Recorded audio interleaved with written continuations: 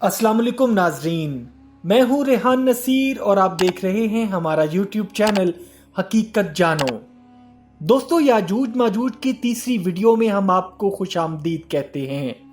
आज की वीडियो में हम आपको हज़रत जुल्करनैन के बारे में बताएंगे और ये भी बताएंगे कि उन्होंने याजूज माजूज को किस तरह एक दीवार के पीछे कैद कर डाला, और ये सारा वाकया कुरान पाक की आयत की रोशनी में हम आपके सामने रखेंगे। लेकिन इससे पहले अगर आपने हमारे चैनल हकीकत जानो को सब्सक्राइब नहीं किया तो बराह करम सब्सक्राइब ज़रूर कर लीजिएगा और साथ ही साथ बेल के निशान को भी दबा दीजिए ताकि ऐसी ही हकीकत से भरी वीडियोस का नोटिफिकेशन आपको मिलता रहे। दोस्तों, जब नबी पाक हज़रत मोहम्मद सल्लल्लाहु अलैहि वसल्लम ने नबूवत का ऐलान किया तो कुछ अरब एक यहूदी आलिम के पास गए और उन्होंने उससे कहा कि तुम अहले किताब हो तो तुम हमें बताओ कि हज़रत मोहम्मद सल्लल्लाहु अलैहि वसल्लम से हम ऐसा क्या सवाल करें जिससे उनके नबी होने की हकीकत खुलकर सामने आ जाए। इस यहूदी आलिम ने अरबों को नबी पाक हज़रत मोहम्मद सल्लल्लाहु अलैहि वसल्लम से 3 सवाल पूछने को कहा। नंबर 1, वो कौन सा शख्स है जो दुनिया के 3 कोनों तक गया। नंबर 2, असहाबे कहफ कौन है। नंबर 3, रूह क्या है। दोस्तों, इन तीनों सवालों में सवाल नंबर 1 हमारे आज के मौजू के लिए ज़ेरे बहस होगा, जिसका जवाब अल्लाह सुब्हानहू व तआला ने अपने प्यारे नबी हज़रत मोहम्मद सल्लल्लाहु अलैहि वसल्लम को यूं अता किया। ये आपसे दरियाफ्त करते हैं, ए मोहम्मद सल्लल्लाहु अलैहि वसल्लम, जुल्करनैन के बारे में आप कह दीजिए मैं उनकी तुम्हें कुछ खबर देता हूँ। इस आयत मुबारका में अल्लाह सुब्हानहू व तआला ने हज़रत जुल्करनैन का जिक्र किया है और ये वही शख्सियत हैं जिसके बारे में यहूदी आलिम ने अपने पहले सवाल में पूछा था कि वो कौन सा शख्स है जो दुनिया में 3 कोनों तक गया। दोस्तों, जुल्करनैन के ऊपर सबसे ज्यादा जामे तहकीक मौलाना अब्दुल कलाम आजाद ने की, जिनके मुताबिक जुल्करनैन 580 कब्ल मसीह में पैदा होने वाले एक ईरानी बादशाह थे, जिनको यूनानी साइरस द ग्रेट और ईरानी कोश कबीर के नाम से भी जानते थे। दोस्तों, जुल्करनैन लफ्ज का मतलब 2 सींग वाला है। 2 सींग से मुराद 2 ताकतें यानी 2 सल्तनतें जिन पर हज़रत जुल्करनैन की बादशाहत कायम थी, और इन 2 सल्तनतों का जिक्र मीदिया और पारसा के नाम से भी मौजूद है। दोस्तों, जब तहकीक के लिए हज़रत जुल्करनैन के मकबरे को खोदा गया तो उसके मुजस्मे पर दुनिया के 3 ऐसे नक्शों की कंदाकारी की गई थी जहां हज़रत जुल्करनैन गए और दुनिया के उन 3 कोनों को फतह कर लिया। पहला हिस्सा अफगानिस्तान, ईरान और बलोचिस्तान, दूसरा हिस्सा अर्मानिया, सीरिया और तुर्की का इलाका, और तीसरा हिस्सा इराक और उससे मुल्हिक का इलाका माना जाता है। दोस्तों, सवाल यह है कि यहूदी जुल्करनैन को किस तरह जानते थे, तो इसके जवाब के लिए हमें बाबुल की तारीख में जाना पड़ेगा। बाबुल इराक का पुराना नाम था और उस वक्त की बड़ी मजबूत सल्तनत समझी जाती थी। बख्त नसर ने, जो बाबुल का बादशाह था, जब यरूशलेम पर हमला किया तो उसने यहूदियों के पहले हैकले सुलेमानी को गिरा दिया जो हज़रत सुलेमान अलैहिस्सलाम ने बनाया था, और लाखों यहूदियों को कैदी बनाकर अपने साथ बाबुल ले आया और वहां यहूदियों की एक बस्ती कायम हुई जिसका नाम तल अबीब रखा गया। उसके 70 साल के बाद जुल्करनैन ने बाबुल के बादशाह को शिकस्त देकर बाबुल पर कब्जा कर लिया और यहूदियों को आज़ाद करके उनको वापस यरूशलेम जाने की इजाज़त दे दी, और हैकले सुलेमानी दोबारा बनाने में भी यहूदियों की मदद की। और आज भी यहूदी जुल्करनैन यानी साइरस द ग्रेट को अपना मसीहा मानते हैं। दोस्तों, जुल्करनैन बादशाह की सल्तनत ईरान से यूनान की सरहदों तक फैली हुई थी। अब सवाल ये पैदा होता है कि जुल्करनैन बादशाह का याजूज और माजूज से क्या रिश्ता है, तो इसका जवाब हमें कुरान पाक से मिलता है, जहां अल्लाह ताला ने हज़रत जुल्करनैन बादशाह और याजूज और माजूज की मुलाकात का वाज़े अल्फाज में जिक्र किया है। अल्लाह सुब्हानहू व तआला कुरान पाक में इरशाद फरमाते हैं, वो एक राह के पीछे लगा,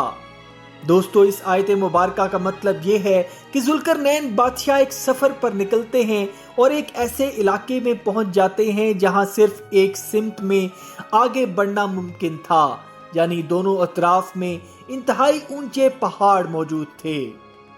اس کے بعد اللہ تعالیٰ ارشاد فرماتے ہیں، یہاں تک کہ وہ سورج کے ڈوبنے کی جگہ تک پہنچ گیا اور اسے ایک کیچڑ نما چشمے میں غروب ہوتا پایا اور اس کے پاس ایک قوم کو بھی پایا۔ اللہ نے کہا کہ اے ذوالقرنین، یا تم ان کو سزا دو یا ان کے لیے بہتر روش اختیار کرو۔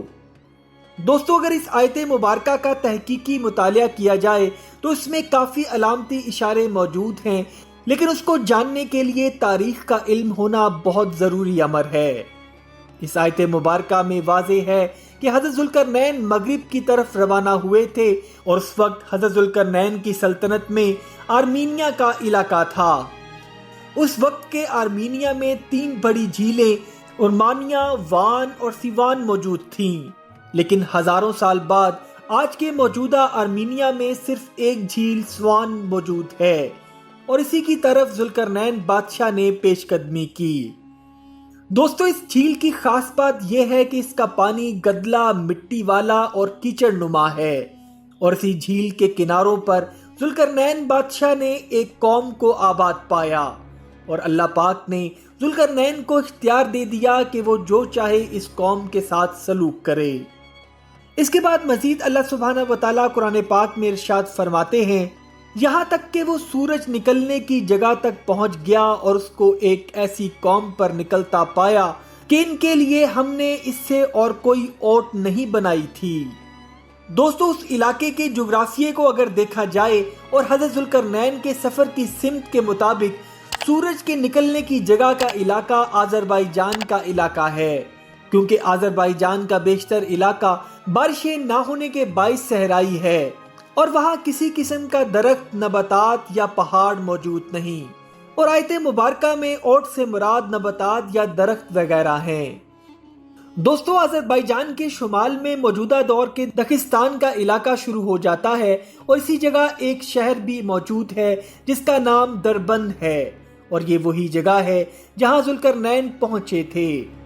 دوستو دربند فارسی زبان کا لفظ ہے جس کا مطلب ہے کسی راہ یا دروازے کو بند کرنا۔ اس علاقے کے مغرب میں کوکاف کا پہاڑی سلسلہ موجود ہے اور مشرق میں بحیرہ خضر واقع ہے۔ دوستو یہ وہی جگہ ہے جہاں ذوالقرنین نے یاجوج و ماجوج کو روکا اور بند بنایا۔ اس سے آگے قرآن پاک میں اللہ تعالیٰ ارشاد فرماتے ہیں، یہاں تک کہ وہ 2 پہاڑوں کے درمیان پہنچا اور اس کے پاس انہوں نے ایسی قوم کو پایا جو بات سمجھنے کے قریب نہ تھی۔ دوستو آیت مبارکہ میں جس قوم کا ذکر آ رہا ہے یہ وہی قوم ہے جو حضرت ذوالقرنین کو دربند کے علاقہ میں ملی، اور یہ لوگ ذوالقرنین بادشاہ کی زبان سمجھنے سے قاصر تھے،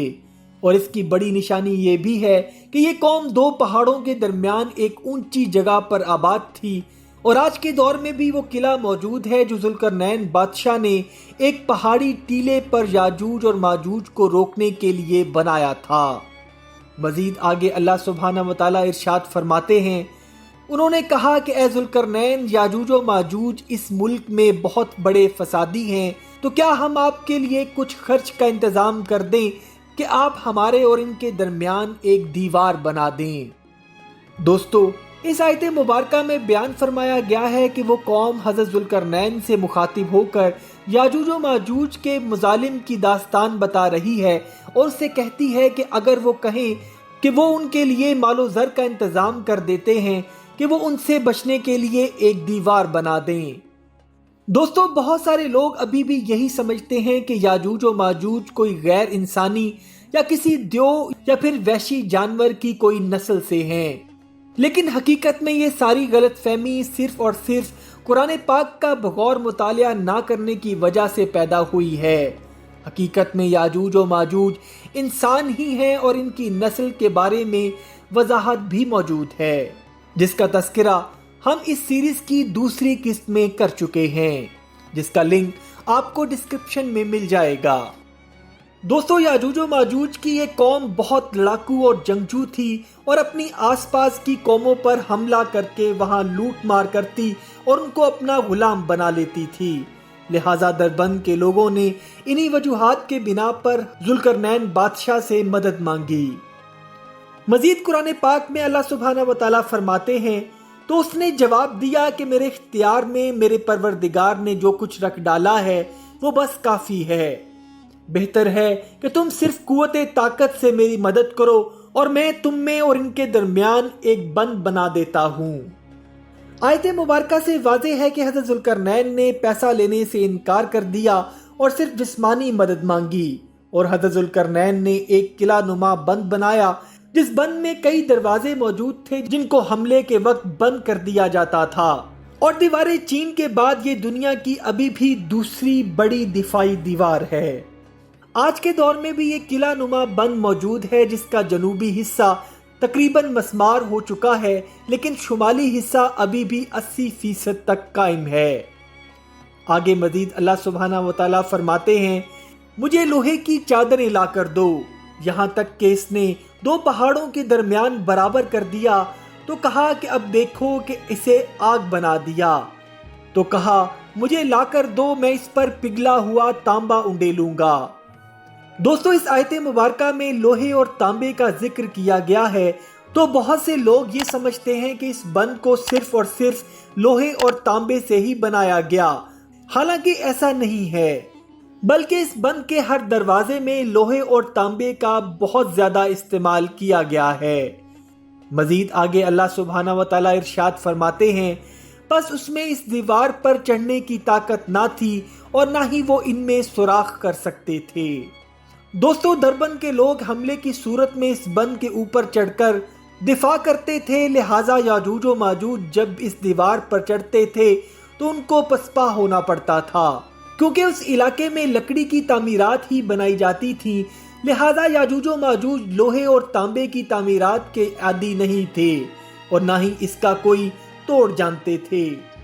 لہٰذا حضرت ذوالقرنین کی اس دیوار نے دربند کی قوم کو یاجوج و ماجوج کی قوم سے نجات دلا دی۔ آگے اللہ پاک ارشاد فرماتے ہیں، کہا یہ صرف میرے رب کی مہربانی ہے، ہاں جب میرے رب کا وعدہ آئے گا اسے زمین بوس کر دے گا، اور بے شک میرے رب کا وعدہ سچا اور حق ہے۔ دوستو یاجوج و ماجوج کا خروج حضرت محمد صلی اللہ علیہ وآلہ وسلم کے زمانہ سے ہی ہونا شروع ہو چکا تھا۔ تب سے لے کر آج تک قوم یاجوج و ماجوج کے جتنے گروہ نکلے ہیں وہ کہاں ہیں اور کیا کر رہے ہیں، اور وقت حاضر میں قوم یاجوج و ماجوج کو کس طرح پہچانا جا سکتا ہے، اس کی ساری تفصیل ہم بتائیں گے اس یاجوج ماجوج سیریز کی اگلی اور آخری قسط میں، لہٰذا ہمارے چینل حقیقت جانو کو سبسکرائب کر لیجئے گا اور بیل کے نشان کو بھی دبا دیجئے تاکہ ویڈیوز کی اپڈیٹس آپ کو ملتی رہیں۔ اپنا اور اپنے گھر والوں کا بہت سا خیال رکھیے گا۔ وما علینا الا البلاغ المبین۔